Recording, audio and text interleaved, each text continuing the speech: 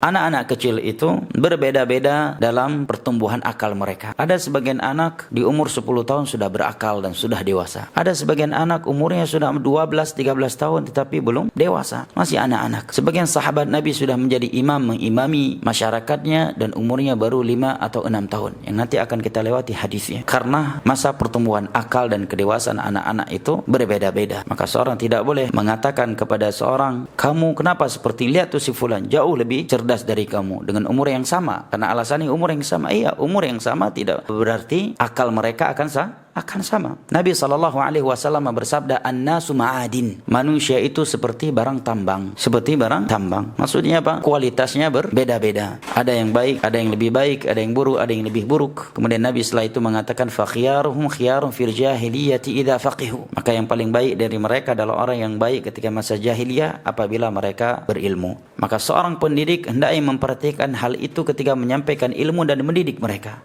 Ada sebagian anak umurnya masih kecil tetapi sudah bisa dimasukkan ke dalam kelas yang lebih tua darinya, yang pelajarannya lebih tinggi daripada pelajaran yang diberikan kepada anak-anak lain yang seumuran dengannya. Kenapa? Karena EQ-nya yang tinggi membuat dia mampu mengikuti pelajaran-pelajaran tersebut. Demikian pula di dalam berinteraksi, dalam berbahasa. Enggak semua anak itu boleh kita samakan bahasa kita dengannya. Ada sebagian anak sudah dewasa, semenjak kecil bahasanya sudah rapi, bahasanya sudah bagus. Kalau kita menggunakan bahasa yang layaknya dengan anak-anak lain yang seumurannya dan mereka belum dewasa, mungkin anak tersebut merasa tidak dihargai, merasa dianggap dirinya masih anak kecil. Ketika dia menyampaikan ilmu dan mentarbiah mereka, hendaknya memperhatikan hal ini.